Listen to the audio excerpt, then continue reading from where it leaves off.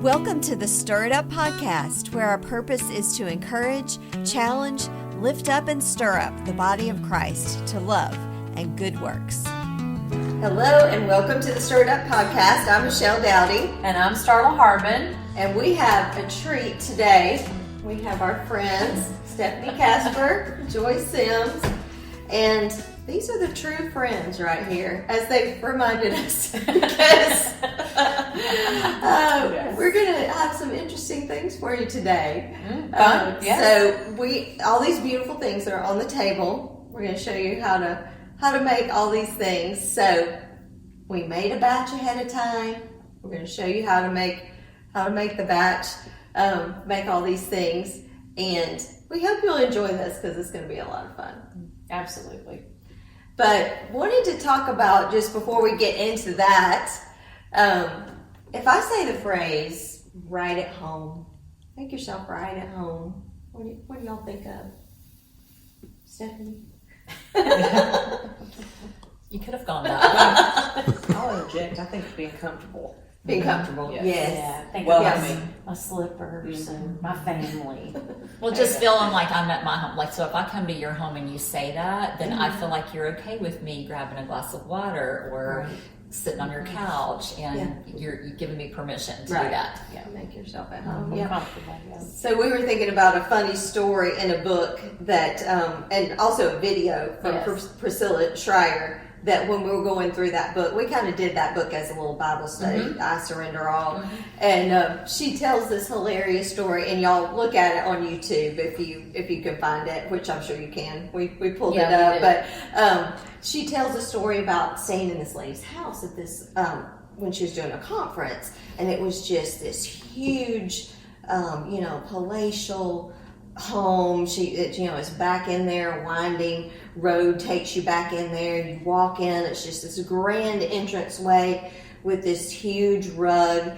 And so the lady kind of rushes forward, and greets him and everything. And she says, now just make yourself at home. Go around here, but don't walk across this rug, because this is from, like, she goes and she tells about how it's from Persia. I mean, something, like they don't actually walk on the entryway rug. Yes. So then every step that they took, there was an elevator to take them upstairs, but it was wood from, like, I don't know, some rare thing, and it had never had a nick in it. So just kind of watch as you get in there, with your suitcases and all that. So they're kind of, they're getting themselves, scrunched up so they don't hurt the elevator. And then even when they get in the room, she's turning the comforters back, like she's pulling the comforters off the beds.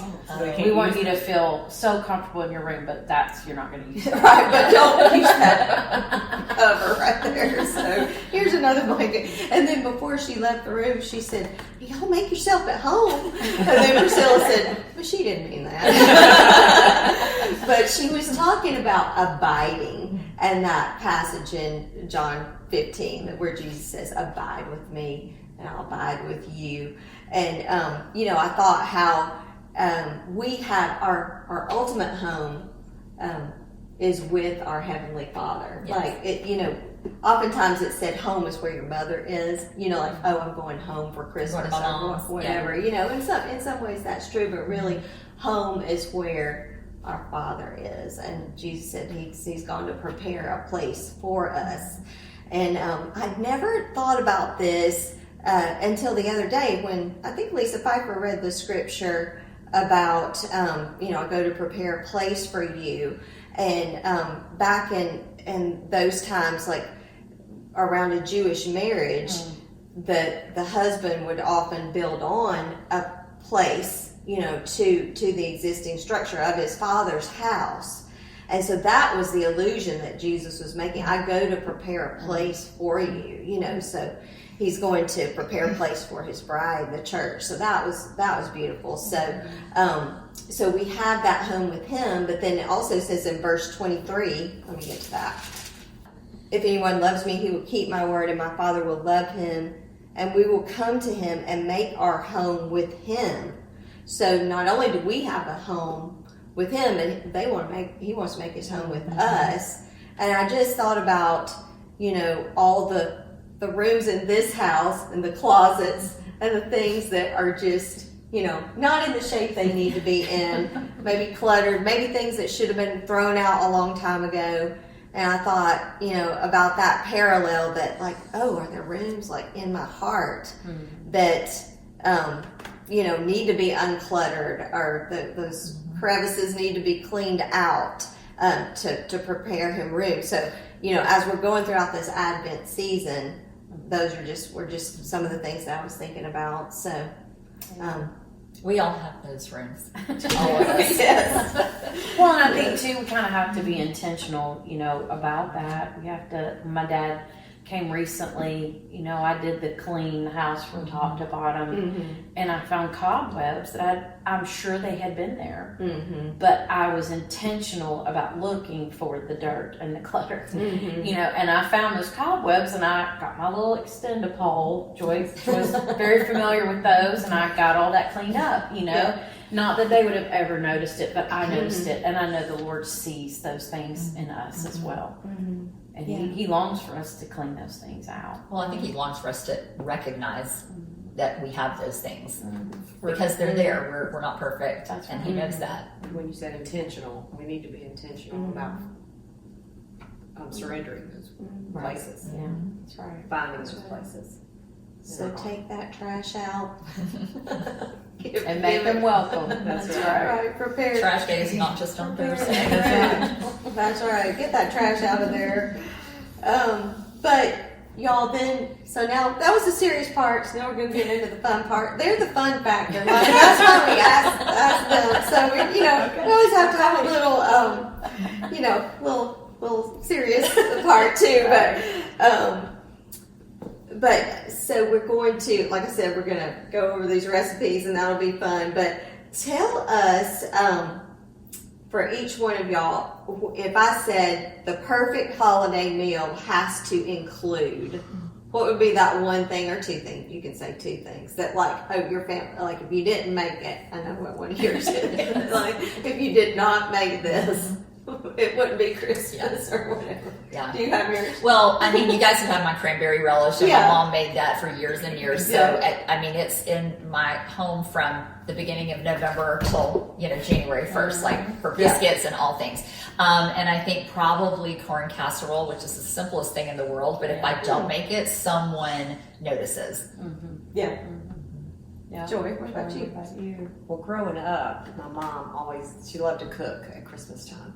And so she always made Hello Dollies, which is those 7-layer cookies. So we always had those. Every Christmas. And she made, she called them wedding cookies. Like little shortbread cookies. Oh, yeah. She never made them any other time during the year. Oh. But just the little wedding cookies that's rolled in powdered sugar. And so now at my house, I like so much stuff. I don't know what my family would say, but we always have strawberry pretzel salad. That's something we always just have on holidays. So the Hello Dollies, is that the one with the graham cracker? I love that. And the coconut. Yeah. And we just kind of layer it and pour it. Yeah. If they leave the coconut off, I'll eat the rest. Well, I don't like coconut that well, but it's good in those. Yeah. But my mom always made it, but it was always just Christmas. And she had it in little Tupperware containers laying on the table. Oh, Okay. Always. Okay. We called them magic cookie bars. That's what Yeah. Well, she my called them mom's Hello recipe Dollies, was. but they are magic Yeah. cookie bars. I think Yeah. they got them out of this little. There used to be this thing that came on Wednesday called the Market Bulletin, and every day, week it had a recipe. And I think the recipe I have from hers is cut out of there. Yeah. Oh. So, Was it ever on the Eagle brand? Yes. It's On called the magic. can It's or called something? I magic cookie remember bars, like y'all reading it on said. the Eagle brand. But I don't know why Yeah. she called them Hello Seeing that. Dollies. I've heard her call that I've heard her before. call that. Yeah. So my grandmother, if you look through her cookbook, she would have the paper off the Eagle brand milk or the Cool Whip circle that had the recipe on it, so you have to kind of thumb through all that. But for us, this was not the case growing up, but for my kids, they expect hash brown casserole, which it's usually either mashed potatoes or sweet potato casserole, which I make sweet potato, but I dare not forget the hash brown casserole. I did that last year. I shared it on a podcast, and they were all just The earth Devastated. the earth shook because I didn't. And then these cornflake candies. So that was something my mom always had. So we knew at Thanksgiving that we were going to have cornflake candy and at Christmas. So my kids don't think it's Thanksgiving or Christmas until there's been a tin of cornflake candy sitting out. And Pawpaw even is that way now. Yeah. So he likes that. Well, for us, and this will be unusual, y'all probably have never even had this, but Mark's mother always made oyster pie. Have y'all ever had an oyster pie? It's just fresh oysters, and you put heavy cream and crushed up crackers, and it's just, y'all, if you like the taste of oysters. Is it a pie shell or is it? No. It's just like a casserole almost. Yeah, Okay. you just pour it all in there, and somehow or another, it is the most delicious thing. Now, Graham and I are the ones that like it. They don't like it, but to me, his mother always made that, and it's like that's the only time she made it was Christmas. Okay, so anything else on that? Anybody got? I would just add my potatoes. I love mashed potatoes, but like everywhere we go, whether it's my sisters or my in-laws, like I know potatoes is what I'm making. It's always potatoes, and my brother-in-law thinks they just have butter in them, and they're much more complicated. Your mashed potatoes? Yes. My mashed potatoes. I don't. It's actually cream cheese and tons of butter, and there's a whole thing. But they're good, and I pretty much only do them at holidays because they're involved. But whichever house or all the houses, as it was this time, it was 3 or 4 batches this year. That's a lot. It's a lot. Of potatoes. It is. And I think that's my least favorite thing to do in the kitchen. Peeled potatoes. Peeled potatoes. It takes so long. I just can't stand No, it. sweet potatoes you can throw them in the microwave and then just peel them or up. oven or whatever. But That's those a good tip. baked potatoes, oh my goodness, or Yeah. peeling those for mashed, because I make homemade mashed potatoes too a lot. I got like taught what you're involved saying. this last time. It was too many. I to guess peel. so. 3 or 4 batches. Oh my word! Is involved your word of the day? And I Very. don't kind of peel like my mom and dad did. I cut off half the potato. Yeah. My dad was a cook Like too. you're wasting So he was it, but like, it is "You're easier to wasting do so much."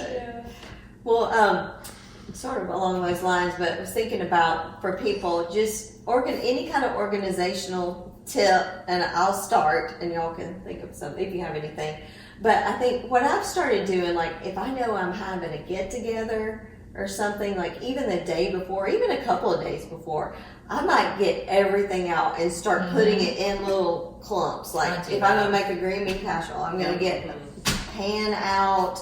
I'm gonna get all the things that I need as much as I can with that. If I need the recipe, I'm gonna put that. Like I'm just gonna put everything right there. That way you don't get in the middle of it and realize you forgot an ingredient. Because that's kind of the hardest thing about cook to me, or it can get the most chaotic if you're reaching for this and that, but like if everything's ready and you just take it and you just put everything together, then it's easier. So I agree. Cooking is just as much planning as Yes. it is actually physically doing the cooking. It's so much planning. When you get married, your mom doesn't share with you that every day of your life, someone's going to ask you what's for dinner. Every day of your life. And no one prepares you for that. Yeah, Karis and I had that conversation recently. She said, Andrew will grill burgers or something, but she says, it's always on me to think about, what are we having for dinner? I said, yes. And it will be the rest of your life. Yeah, and I love the crock pot. Joy loves the crock pot. Right. And I was told recently by my son and my niece that this generation they hate on the crock pot is what they said. what? Really? And I'm like, but you like what's in the crock pot. And once we started to explain, when you go to work and you come home and it's done, I think they just don't understand the crock pot. They haven't had to cook. They think They- it's a mystery. That's Yeah. right. Right. They're not responsible for feeding people. So they're all getting crock pots for Christmas. So is that your tip, organizational tip? Well, yes, and I have this old cookbook that my mom gave me called Fix It and Forget It. I had that. And it's so good, and it's everything from candy to pies to barbecue chicken. It's anything you can think of to cook in the crock pot. It's the best. What about y'all? Any little tip? Because y'all are both good organizational people. I mean, I think Y'all are too. I mean, this may not be great. Well, me and my mother-in-law, she always makes the dressing, and so we get together like 2 weeks before Thanksgiving, and we come together and we make the dressing together, and then we freeze it. And so that's really nice because that takes a lot of time. And then I've learned how to make it more because I've watched her make it. Because she does make good dressing. That is a good thing. Is freezing ahead. I don't know if it's Like not you can't do everything meal. like that. Yeah, something like that. But like sweet potatoes is a good thing to make and freeze ahead. You can do party potatoes ahead too. Mm-hmm. I've done that. Yeah. I mean, I call mine party potatoes. Yours, it kind of sounds like my recipe. Maybe.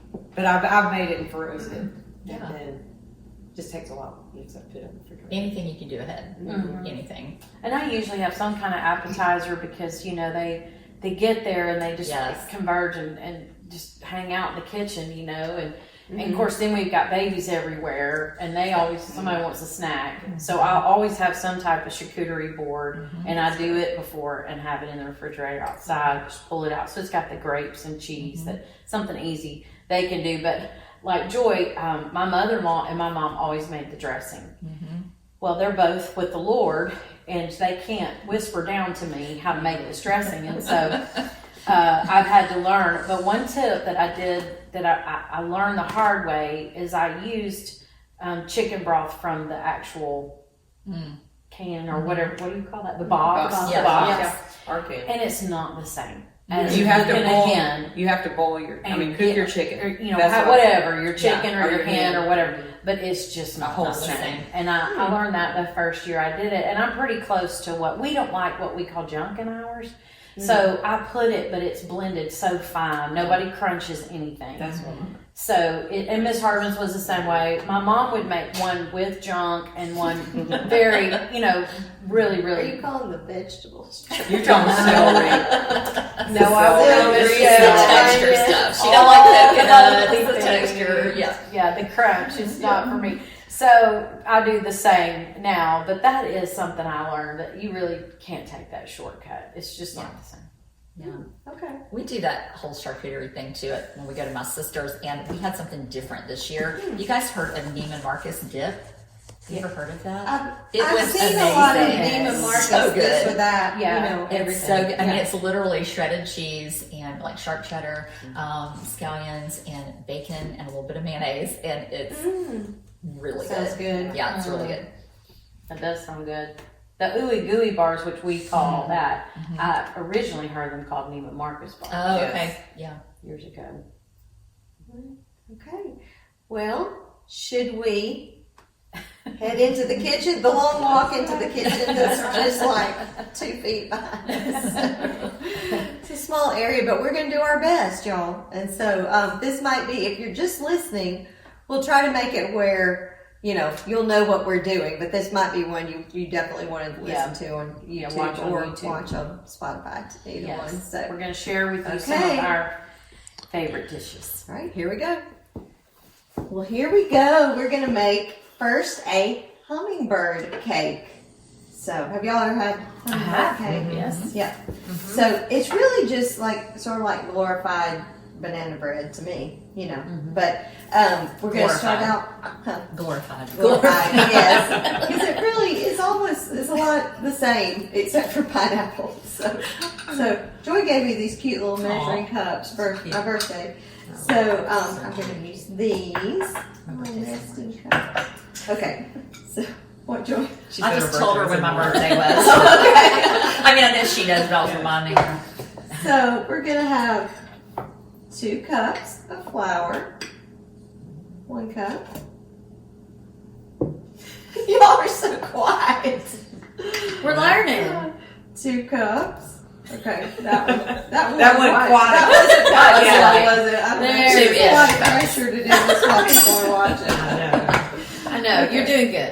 So, all right. So I am gonna. Oh man, I'm stepping over in front of this camera. Okay, y'all just deal with it, Mark. So then 2 cups of sugar. Well, I still have to do it like this, I think. 2 cups of sugar. Michelle, do you make a lot of homemade cakes? I know you do your pound cakes, your caramel, you know, and your. not a whole lot. I mean, just around the holidays. I mean, I don't make people's birthday cakes or anything. Gotcha. Yeah. Okay, and then you need 2 bananas mashed. So we're gonna mash those up. I've already peeled them. I'm just gonna mash them up.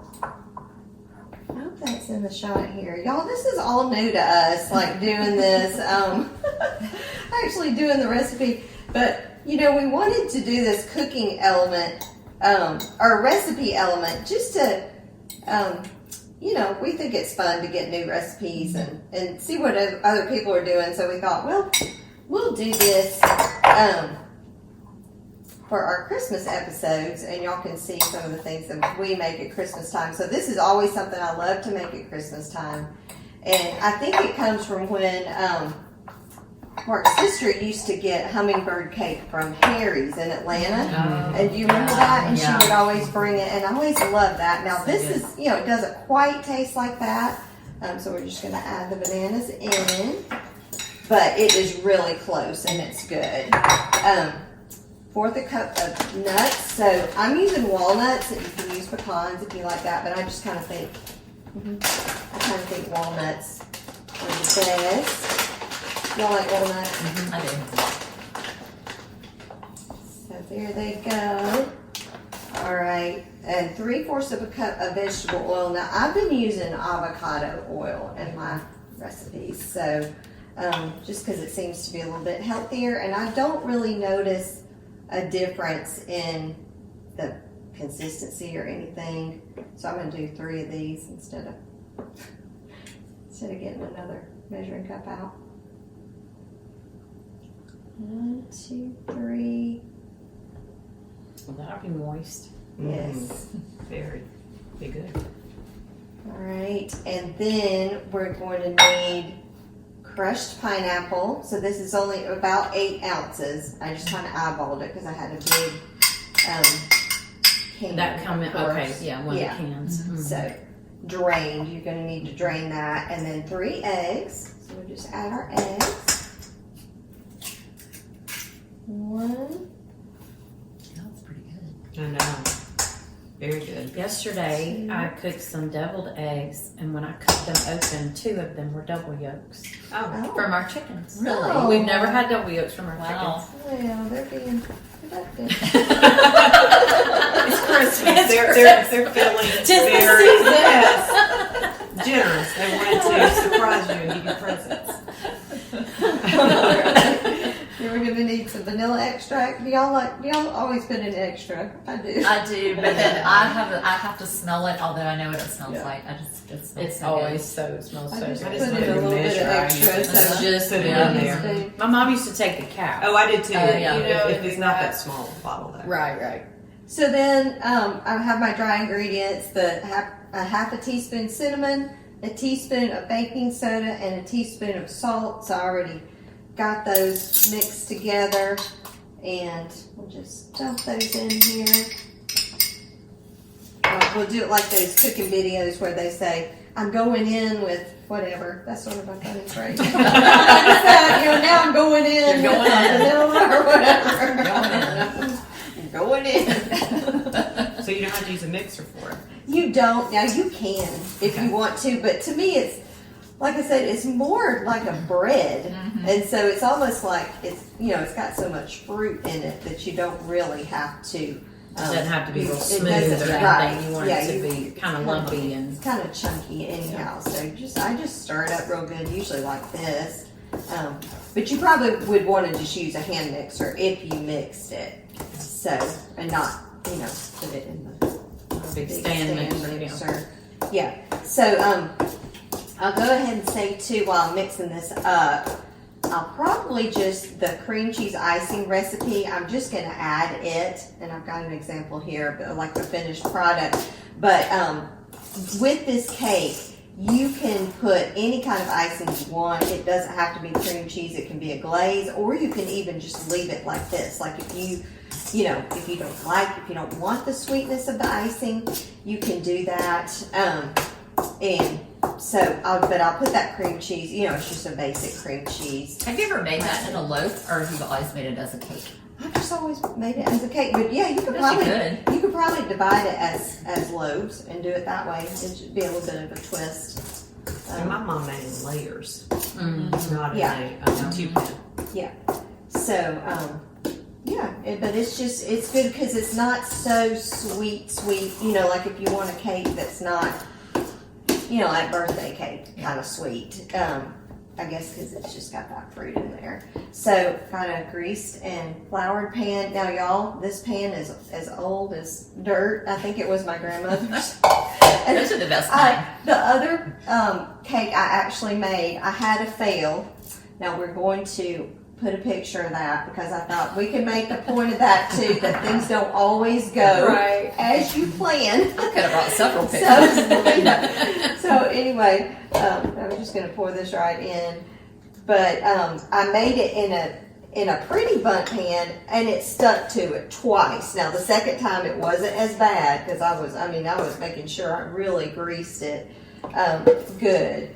But I thought, okay, I'm just going to use the ugly pan, and y'all can just see. This is Never what I works work with. best. That's right. It's all about what works best. All right. So this is going to go in the oven at 350 for about 50 minutes. And then when it comes out, we'll show you all these finished products at the end. But this is a great recipe just for this time of year. And so that is your hummingbird cake. How long do you cook that for? 50 minutes. 50 Did I not say minutes. that? Okay, 50 minutes. Yeah. Okay. Today we're going to make some overnight French toast. So this is what my family likes to make, or I make it for my family when we get up on Christmas Eve. We do it on Christmas Eve. Okay. And so I always try to do breakfast on Christmas Eve. So it's very simple. My recipe's on my phone, so I may have to pick up my phone. But you melt a stick of butter. And so I have a tip for melting butter. If you are melting a whole stick and you do not take the paper off of it, it will not splatter in your microwave. You don't have to cover it up. It's a good tip. And is it salted or unsalted butter? This is salted. Salted butter, okay. I'm not much into unsalted butter. Okay. I like salt. Okay, so you pour a stick of butter just straight into your 9x13 pie dish, which is pretty simple. So then I just kind of make sure it's all around. You could even melt your butter in your dish while you were getting all the other stuff up. Yeah. But you just make it the night before, put it in the refrigerator, which is really nice. Then you take Texas toast, and it takes 12 pieces. So you just lay the toast straight down in the butter. You just kind of squeeze it in your dish, and it'll fit 12 pieces. So Texas toast is hard to find. Publix does not have it. You can get it at Kroger or you can get it at Walmart. I have used just that extra thick bread that you can, the artesian bread. Yeah. So you put half of your bread down, you put 6 pieces down, and then I took a cup of brown sugar, and I also took a teaspoon of cinnamon, and I mixed it up together. And so then you take half of this mixture, and you just sprinkle it over your toast. And I love stuff you can make the night before, Yes. like for Christmas, so you're not having Yes. to do a lot in the kitchen. I think people are always looking for Christmas, like Christmas morning kind of things, and they can do this a little bit different. Right. And we used to do it on Christmas Eve instead of Christmas morning, because Christmas morning time we open presents, and then usually my family comes by lunchtime. We have lunch, so we don't really have we don't want to eat a big meal. So you sprinkle like half of it on, and then you just put your other 6 pieces of Texas toast. You'll actually have the ones from Walmart. You actually have extra pieces left over. And where did you get this recipe, or how long have you been doing it? I've probably done it 4 or 5 years, but I got it off just looking on the Facebook or internet. So that's why it's on my phone. Do y'all save a lot of recipes? Like if you see it, Yeah. or save it? I do It's too. on I even have a folder on my pictures. bad Yeah, to just recipes. click. So- Have a gazillion pictures. Like most of my pictures, I think are recipes. I know. But I only like the ones that are in cook mode that you can keep it on sometimes you can do that little thing and keep it on cook mode so you don't have to keep I don't bringing know your what you're phone up. talking I about. don't think I know that I either. don't know that Have you trick. done that? So I'll show you on a recipe. So there's a little, most of them have a little thing that says cook mode on your recipe, on your Okay. phone. And if you click that, the screen doesn't go dark. So you can keep looking at your recipe. Just with not that. having to refresh Yes, or what. right. Okay. Oh, because Yeah. mine's already gone dark. That would be good. But you take 5 eggs, and so I've already broke my eggs. And I'll just kind of whisk my eggs together with a fork. And then you need to put a teaspoon of vanilla with your eggs, and also put a cup and a half of milk. So while Joy's doing that, we'll just say a word about our apron. So we have stir it up. Hebrews 10:24. Let us consider how to stir up one another to love and good works. So that's the name of our podcast. And so everybody has a stirred up apron today as they're Yes. doing fries. They're valiant effort to get in the midst of all of our stuff. So anyway, hopefully we'll enjoy these, and I think we do have a store coming soon with some items you may like. So That's we want to have some aprons in there. Just there'll be some iteration of these. So. So I just poured my milk and my vanilla and my eggs. And then you just pour it. I do better pouring with my right hand. You just pour it straight over the toast. Soak up all that goodness. And then when I get all this poured on, I will finish topping it with the brown sugar and cinnamon. Okay. And that is all you do. So then I cover it up with aluminum foil. And I spray my aluminum foil a little bit because you do cook it with aluminum foil. And then you're supposed to sit it out like 30 minutes before you start to cook it, but I sometimes forget that. It won't mess it up if you do. Don't sit it out. It might just take a little longer to cook. And so then I cook it with aluminum foil on for like 35 to 45 minutes on 350. And then the last 15 minutes I take the aluminum foil off and let it kind of brown up. And that's all. You can sprinkle powdered sugar on it when it's over or when it's done. And then you eat it with, I like it with maple syrup. And that is our overnight French toast that you've got ready for the next morning. Very I'm gonna simple. try that. I love Yes, that. I think I'll do goodness. that. And then you just do, like you could do fruit or you know Just have syrup, anything stuff with like it. that. Of Because course, it's it's already so sweet. It's already sweet, Yeah. but I mean, Already sweeter the better for me. Yeah, So. right. And that's it.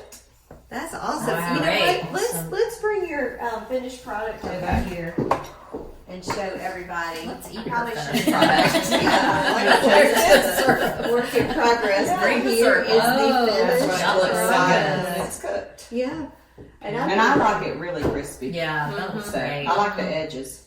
So Oh yeah, it's beautiful. And I'm gonna bring this. This is the hummingbird cake, finished and frosted in the pretty pan, but the other one's gonna look a little bit different. Yeah. So that was just. But anyway, just wanted y'all to see that finished final product, thing. wow. Yep.